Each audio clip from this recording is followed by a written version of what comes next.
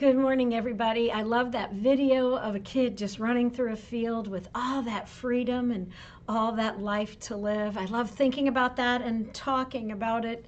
And today I chose that video on purpose because wouldn't it be great if we could all run like that? We could all just love God, love our neighbor, and love ourselves with this unbounded generosity and love. And you think, wait a minute, are we trying to do that? Well, yeah, but I got to talk about something that has occurred over the last week that's pretty compelling for me because I recognize that a mindset or attitude of mine needs to shift a little bit. Nothing like it when a pastor starts a Sunday service and says, hey, I think maybe I'm a little bit wrong about something or have been a little bit wrong about something. I want to talk with you about that today, and I hope you'll find this time meaningful. May God bless our time together this morning. So I do love it when things happen and they converge, and all at once I have that aha moment of realizing that I need to learn something or I need to see something differently to grow.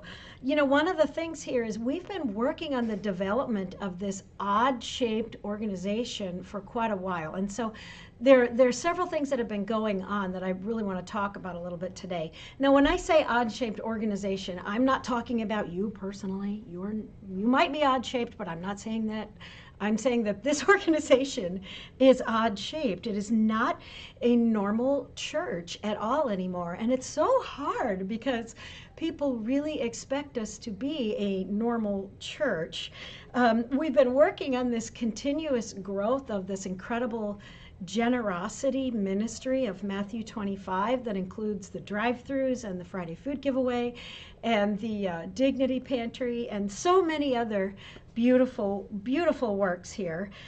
We've been working on that for quite a while. We're also working on the continual development, thanks Mary, you're right, the continual development of our daycare, which has been Coon Rapids Daycare Center for a very long time, is still Coon Rapids Daycare Center, but now we actually have a new name. We've learned that daycare is a bit of an antiquated thought, and so as people are researching us, the words Early Learning Center will probably be better. So we've changed the name, Coon Rapids Early Learning Center. We're always in the process of trying to figure out how Spirit of Matthew 25 Ministries and Coon Rapids now Early Learning Center, which is a beautiful ministry, and Coon Rapids United Methodist Church coexist. We're always trying to figure out, it's not just coexist, we're all on the same team, and man, is it messy. Woo! It is so messy. You could say that we're trying to do something that is so unique that there is really very little precedent for it. There are some churches that have broken out of the walls like this, but not very many. We're sort of, if you will, learning how to, or actually, hi Roxy, building the ship while we're sailing, or even more scary, building the rocket while we're airborne, flying in, I don't know where, way up high in the air. And we are working together to try to figure it out. But let me tell you, it's a constant conversation. There's always another conversation we need to have about all of this. It's a constant thing. Yes, Mary, pioneers, and it's difficult, especially regarding this particular event, the Friday food giveaway. Almost every part of this flyer is confusing and needs to be discussed at different times. Well, what kind of food? Could we have different types of food? I mean, like within leadership or us, volunteers. Could the doors open before 3 p.m.? Do we have to say while supplies last? Well, yes, all those things are important parameters for what we're trying to do. We have to have sort of guidelines and rules around everything, which if you know me very well, you know that I am naturally a rule avoider. I'm not a rule follower. I don't know that that's positive. It's just, in fact, if you make a rule, I might just push back on it just because who says? I'm just awful. And my most immature moments, I just avoid rules if at all possible. But we have to have rules around all of this. We had to even have guidelines on how we gave away ice cream. Yeah, it looked like we had a bazillion ice creams, but we didn't really have a bazillion ice creams. We have to make rules on how we give food away even. We have to make decisions about how to set limits for the Friday food giveaway. Let me explain kind of what that is. This is me and Cindy and Terry trying to figure out dairy, and I love that dairy rhymes with Terry. But this is us trying to figure out what we're going to do about the limits that we have to set. And it's because we will have likely 300 people come through the line. And if we give away 3 dairy items at the very beginning, then we'll run out really fast. We're constantly trying to figure out how much we can give away to each person. And you know, the people who come early get an advantage because they have choice of the best or biggest things, but the people who come later tend to get more because we got to get rid of it. But it's a constant question. It's a conundrum. Every single Friday, with almost every single station, there are, this is a perfect picture too, questions about how do we give it away? Not just do we give it away, but how? How do we try to keep it right and fair? We have to have rules even about how to manage boxes. I could not resist using this picture. I have no idea what Kent is doing here, but it looks miraculous. We have to have policies, maybe not policies or rules, but procedures for how we manage boxes. Even just boxes, about how we deal with refrigerators, what we do with every single thing. Because if we don't have some order and policy and planning and structure, then it just, I don't know what he was doing. I just want to see him laugh this morning in person when I share that picture on the screen.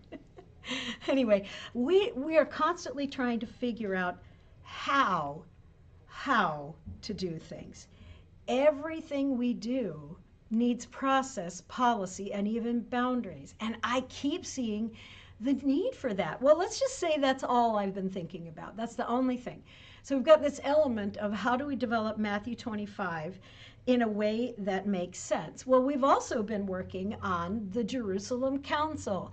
And this was the early church, and ding, ding, ding, it connects, because that early church was trying to figure out how to develop policies and process, mostly for identification purposes, like, do the non-Jewish people who want to be coming into the way, which was what they called the Jesus way, it was the way, do they have to adhere to all the rules from the past? What are the policies and procedures for these newcomers? How do we recognize that they're a part of our community? Well, I've actually been really hard on the early disciples and apostles for their difficulty. You know, I've been saying, just fling wide open the doors, while at the same time also saying, what do we do about the Friday food giveaway? Because we can't just fling wide open the doors all day, every day. It's heartbreaking, but it's true. We can't.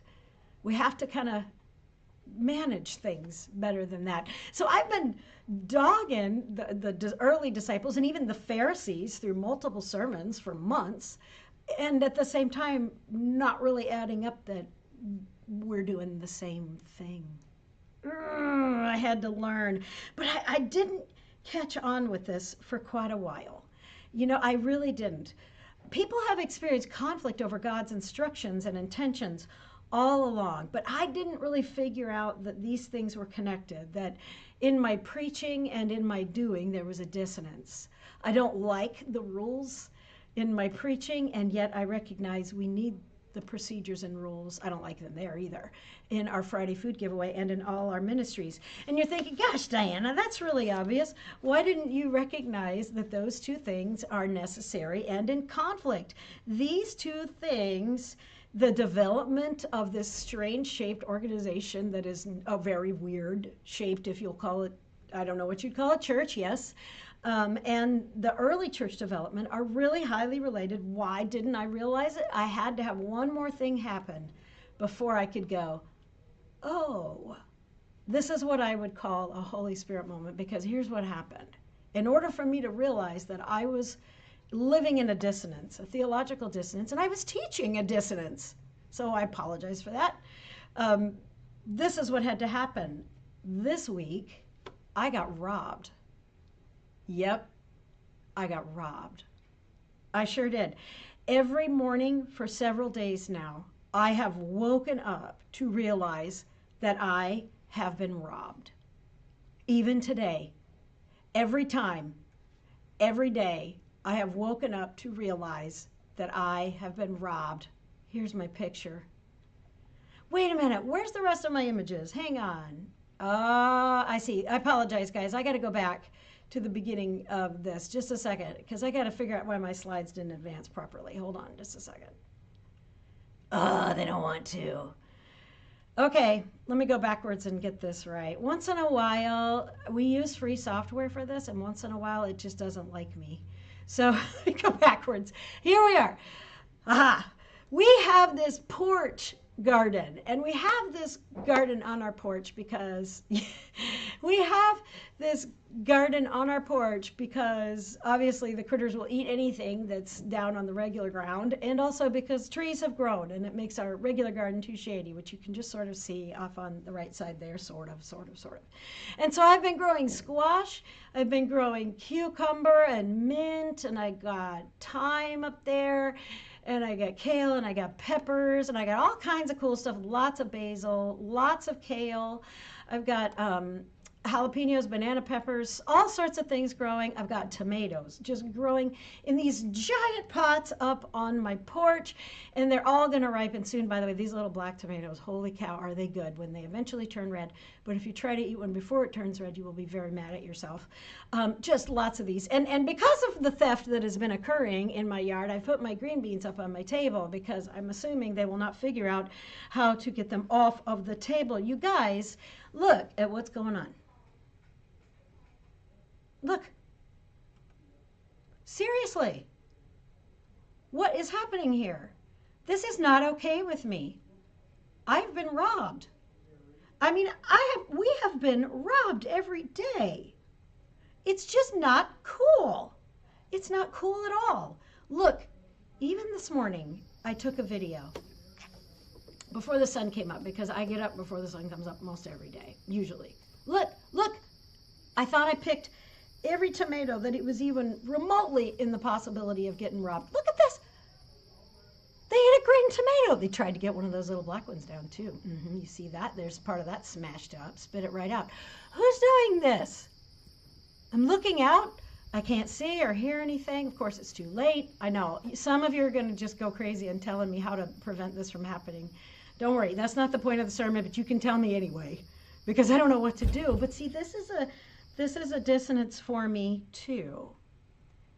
It's a dissonance for me too because in truth, I kind of like feeding the wildlife. I think they're kind of cute, actually, don't you?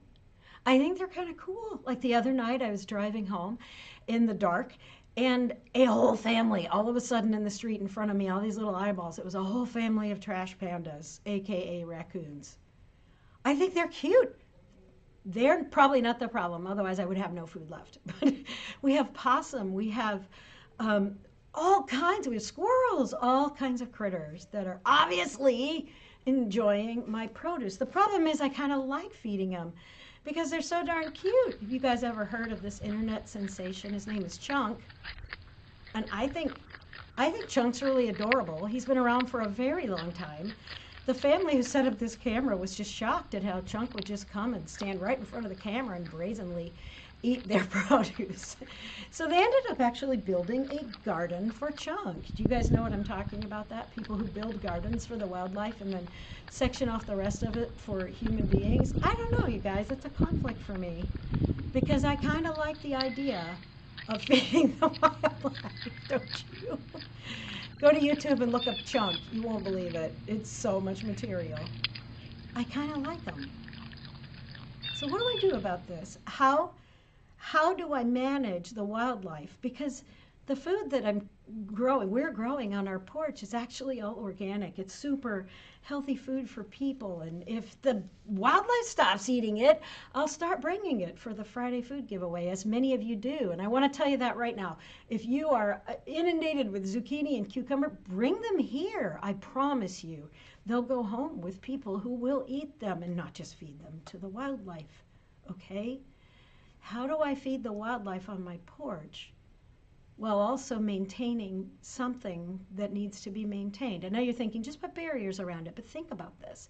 It's more about the dissonance within me that wants to be generous to the critters in my yard and in my neighborhood, but at the same time also wants to be generous to the human beings that I encounter on a daily basis. Not just me and my husband, but here on a daily basis. How do we do that? I know the wildlife's not as important as people, it's not. But I just wanted to point that out to you because this is what helped me to learn. Helped me to learn that unconditional, generous love is great, but rules and process and boundaries are kind of important too. And I don't really like that. I would much rather just be generous. A little unrealistic, isn't it? A little bit difficult. We have a tendency to think of things in black and white terms. I know I do, everybody does from time to time. It's hard to remember that there are gray areas between things. And the Bible writing is often black and white. Bad or you are good. You are, using some Bible stories, you are wheat or you are chaff, or parts of you are wheat or chaff. Or in Matthew 25, the parable of the sheep and the goats, at the end you are either a sheep or you are a goat, and there's no in between. But the truth is, there are very few things that are this clear. In fact, I'm not sure there are very many that are clear. We certainly put hell and heaven like this as black and white. I don't know about all that. And we definitely talk about the Pharisees and the Roman leaders against Jesus and the disciples in black and white terms. And I had to realize that that might not be right. See, we think of rules as being opposed to love. At least I do, because it's probably related to my own immaturity, but I'm hoping some of you can relate or will get something from this.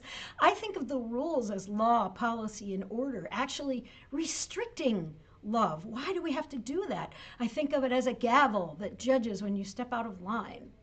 And I think of love as being much more about grace and generosity and hope and being sharing, being community and sharing together. And yes, I got it, Christine. You're preaching my sermon right there. But working together to do something. And so when I read the biblical narrative and it pits the Pharisees or even these early Jewish followers of Jesus against those people who are learning and growing, we get this picture of the Pharisees like this. I mean, Google Pharisees Bible images, and this picture will come up in front of you. Man, they just look absolutely evil, don't they? It's easy for us to take the Bible's black and white kinds of terms and words and think of them as actual literal realities, when really the Pharisees may not have been that bad. Oh, maybe they weren't. I feel like a Pharisee saying all of this myself. Maybe they were just people trying to figure out how to properly honor God, how to love God in ways that worked and maintained their community. Maybe they were just trying to figure out what the rules are, which is exactly what I'm trying to do on my porch, but also what we're trying to do with, in particular, the Friday food giveaway, and actually all the movement of food in and out of this building, which is an extraordinary thing, you guys. When to give away what and how. Maybe the Pharisees were just trying to figure out how to love, how to be a community of love. Of course, maybe they went overboard on the rules sometimes. Maybe there was some control and patriarchy involved, but maybe there was some, anyway, you get what I'm saying? What if? Dr. Amy Jill Levine is fantastic. She is a scholar of Judaism and the Bible. She's Jewish herself, and she's brilliant. I would encourage you to watch anything that she does or says, including this podcast. I encourage you to watch it. It's wonderful because she has studied the history of Judaism, which goes right back to the Pharisees and the early believers in Jesus. And she talks about how the gospel writers may have portrayed the Pharisees more negatively because every good guy needs a bad guy.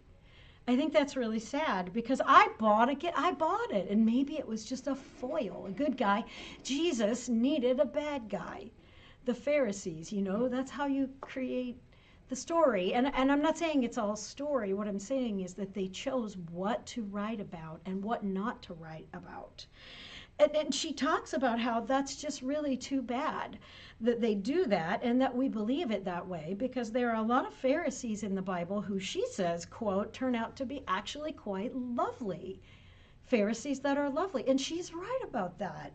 Remember Nicodemus who wanted to come speak with Jesus in person and was respectful, and then later donated the tomb in which he was buried, or at least that's what we get from all that. There were some Pharisees who were okay, who were lovely. And Paul himself was a former Pharisee. They couldn't have been all bad or all good. Paul talks about all bad and all good too, but we buy it, that black and white way of telling a story to make a point. We buy it as actual truth. She says some really important things about this.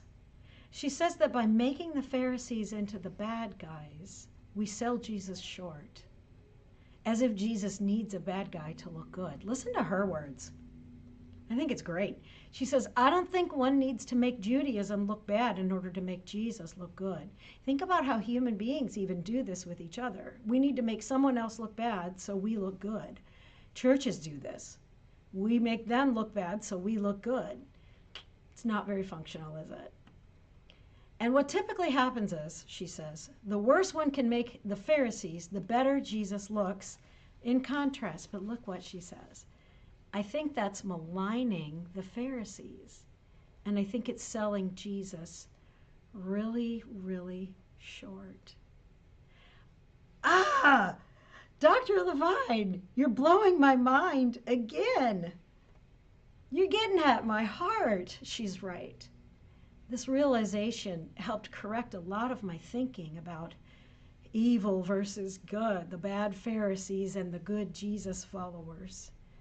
The bad early Judaism, the bad early followers of the way, and the good Gentiles who needed it. I didn't really think of it that way, but I talked about it kind of like that. It forces me to look at it so much deeper, truly, and I hope you too. It's not so black and white. Maybe the Pharisees were just trying to figure out how to best honor God. She talked about how the Sabbath, I'm telling you, listen to this podcast, the Sabbath, maybe all their strict rules about Sabbath weren't so much about rules for rules. Maybe they had a different motivation. Because if everybody in their community honors Sabbath the same way, then guess what? None of them are working. And they can be in community together in a different way. They're together because they're not working. I never thought of it that way. Listen to her podcast. Maybe they're just trying to figure out how to best honor God. Maybe they saw some of Jesus' teaching as just, whoa, dude, you need more rules. I don't know. But I regret and repent from vilifying the Pharisees. This is why it's important to keep learning, friends. Because maybe not so much, because ultimately, really, truly, this is all so gray. To love our neighbor well, and actually to love ourselves well, we need some boundaries. We need policies for ourselves. We need rules for ourselves, and in order to love well as a community, we need some guidelines. We need some boundaries. Otherwise, we give away all the chickens to the first 20 people, and then the other 280 or so that come through the line don't get any chicken. Do you see what happens? We have to figure out how to love well, and it's complicated. I mean, it might look like we have an abundance of food and our church is just producing food, sort of like it keeps growing, potatoes and eggs or something, but it's not really. Every Friday, what we have in the building at 4 o'clock is all that we have in the building at 4 o'clock. And our goal is to give as much as possible away in a way that is fair, which is also impossible because life's not fair. And there are so many conflicting things, so many circumstances that make it so hard to stick with the rules. We've been trying to figure this out. This is a conversation that comes up all the time. How do we love our neighbor well? You know, sometimes people ask us, well, I can't leave my home. Can you deliver groceries to me? And we have to say no. We have to say no so often. Or even on a Friday, when there are already 150 people in the building and someone walks in at 3:15 or 3:30 and says, I can't wait until my number is called. I need food right now because I have to go pick up a child or because I have an illness and I can't stay. We still have to say, you have to wait. It sounds heartless, doesn't it? How do we love people well? How do we love the most possible people well? And so this is what's on my whiteboard, actually right behind me. You can't see it from where you are well, but this is what's right behind me. This has been a huge learning for me, Diana, personally. Because in order to love people well, myself included, we need some procedures, some process, and some plans. Maybe it's not as black and white as we think. And so if you're like me and you're one of those people that pushes back against process or procedure or rules, that's okay. If you come across some guideline that some people here in leadership have set, ask why. There might be a really good reason, or maybe you have a thought that will help change them, because we're constantly changing. We're constantly trying to figure out how to bring love alive in a way that works for our community. Or let's say that you yourself in your life want to love people too. You also need a process. Sometimes I have people say to me, every time I see a person on the side of the road who has a need, I stop and I give them money or something. Great, I'm glad you can do that. Personally, I can't. And it drives me nuts because I want to. I want to. But if I did that, when would I stop? How would I stop? I got to get here to work. I can't always stop on the way here and give up. I know you're thinking, Diana, that's heartless. It's not heartless, because I'm trying to get here so that the hundreds of people that pour into this building will also be served. Think about it for a moment. It's just not that easy to figure out how to love with some process, some boundaries, some rules. As someone who just doesn't like rules, I don't really like this, but I definitely see it. And it definitely gives me the chance to offer grace to those early Christians, those early followers of Jesus, and also the Pharisees. You know, Jesus actually wasn't all that mean with the Pharisees. He argued with them a lot, which Dr. Levine talks about as being a typical Jewish thing to do. At least, she says, they respect the text enough to ask what it means, to work out the nuance. Think about it, friends. If love lives, what exactly does that mean? What do we do? Hear these words from Paul in Galatians 5, 1 through 14. Listen for the black and white tones, but follow through to the end. Christ has set us free for freedom. Therefore, stand firm and don't submit to the bondage of slavery again, meaning slavery to the law. See how that's black and white? Look, I, Paul, am telling you that if you have yourself circumcised, having Christ won't help you. Again, I swear to every man who has himself circumcised that he is required to do the whole law. Do you see the black and white of this? This is really difficult. That circumcision thing was about identity. You people who are trying to be made righteous by the law have been estranged from Christ. It's really black and white. You have fallen away from grace. Maybe we're just trying to figure it out. Come on, Paul. We wait eagerly for the hope of righteousness through the Holy Spirit by faith. Being circumcised or not being circumcised doesn't matter in Christ Jesus, but faith working through love does matter. Well, Paul, what exactly does that mean? And then he says, you were running well. Who stopped you from obeying the truth? He goes on to talk about false teachers and all kinds of things like that just, I don't know, make it more difficult for us to even figure this whole thing out. all these false teachers and such running around trying to solve it. See, Paul, defining the truth to obey gets kind of complicated. He has to know that. It does get complicated, doesn't it? What are exactly we supposed to do? And then skipping to verse 13, he says, oh, did my slides really bail on me again? No, here it is. You are called to freedom, brothers and sisters. Only don't let this freedom be an opportunity to indulge your selfish impulses, but serve each other through love. But how? And he says, all the law has been fulfilled, all of it, in a single statement. Love your neighbor as yourself. But how, Paul? When? How often? To what extent? How much? At some point, is loving neighbor just enabling? At some point, are we holding back because we've made too many rules or parameters around how we can do things? This is a constant conversation here, friends. How? I invite you to join the conversation. Here and anywhere. Join the conversation where we try to figure out. And it will be constant because love is living and love is alive, and this earth and these people are dynamic and our circumstances are constantly changing. What does it mean to live out the belief and the hope that love lives? What does it mean in your life if love truly lives in you?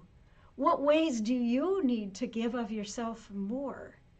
And what ways do you need to set boundaries so that love lives within you in a healthy way? I think this is the question. How does love live? What does that look like? It's constant here. We're always trying to figure this out. So I ask for your forgiveness. I spoke about the Pharisees in such negative terms. And I've learned through the theft on my porch, through the giving of food here, that it's just not that simple. I ask for your forgiveness, but I also ask you to join the conversation. How does love live? What does it do? When does it have to wait for 4 o'clock, which is so hard to do, you guys? When does it have to say no so that it can say 300 yeses? Yeah, I'd encourage your heart on this too. I'll encourage you not to focus so much on every single no or not yet that we have to say, or not now, and focus on all the times we get to say yes, and it's a lot. Occasionally we have to say, that doesn't work. I would ask for your prayers too, continually praying for the development of all of this, for these ministries, for all of us as people, as we learn and grow in our faith, as we seek to bring love alive. How? What does that look like? And what does that mean on every level with you, in our community, in our family, in our church, in our state, in our nation, in our world? What does it mean that love lives, and how do we live it out? Stick with it. It is worth trying to figure out. In fact, I think it's everything.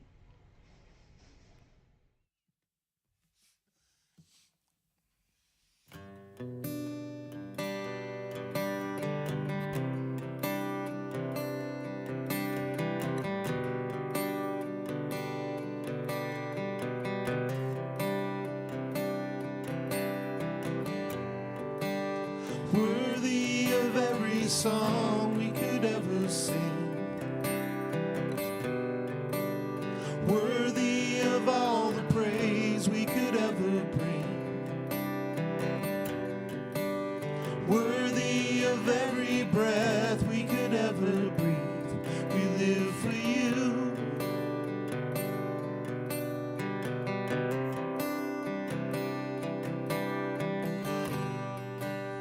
Jesus, the name above every other name. Jesus, the only one who could ever save.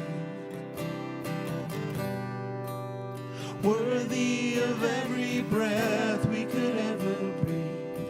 We live for you. Oh, we live for you.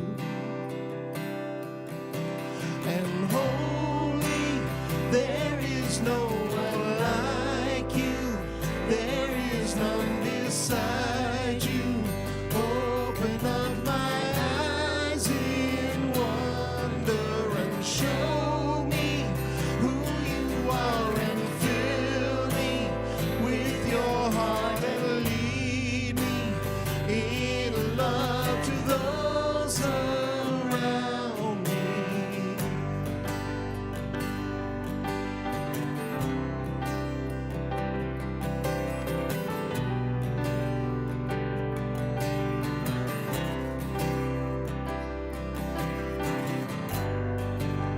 Worthy of every song we could ever sing, worthy of all the praise we could ever bring,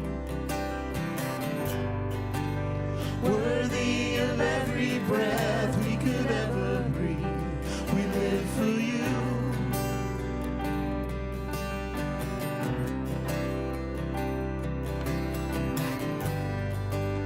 Jesus, the name above every other name.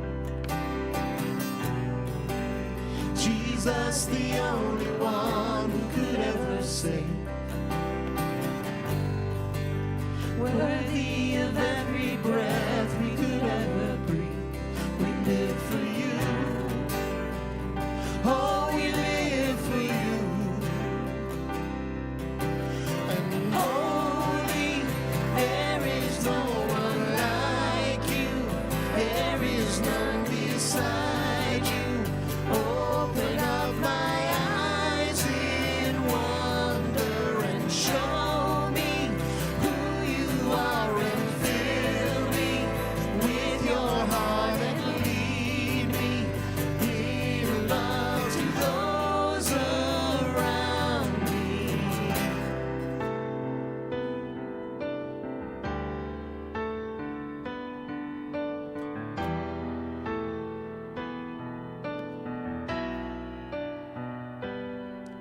And I will build my life upon your love. It is a firm foundation, and I will put my trust in you alone. And I will not be shaken, and I will build my life upon your love.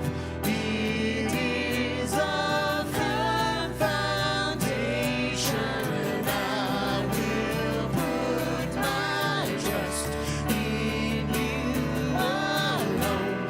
And I will not be shaken, and holy, there is no one like you. There is none beside you.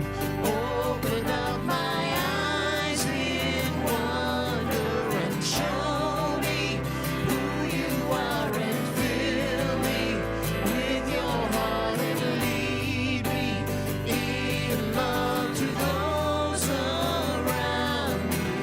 I will build my life upon your love.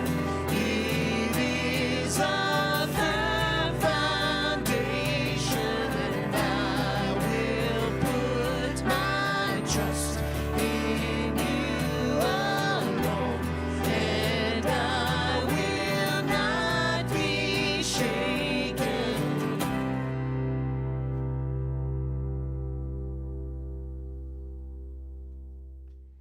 Yeah, and what does that mean? Building our life upon the love of Jesus is a great concept, but the details are messy, friends. I encourage you again, join the conversation. Join the conversation with God in prayer and with all of us or whoever. Start asking, what does it mean to love well? How can I love better? What would really work for my life and others. I encourage you guys, take care. I'd love to hear from you on this. I'm wondering if you have wrestled with the same ideas, the same concepts. I wonder if you have felt that pain in your chest every time you can't give away money to someone who is asking or give food to people. I'm wondering if you have felt this same conflict. So reach out. I would love to hear from you. And if you'd like just a few minutes of quiet to hear some ideas, stick around for this announcement video. Take care, everybody. I'm praying for you, and much love. I'll see you soon.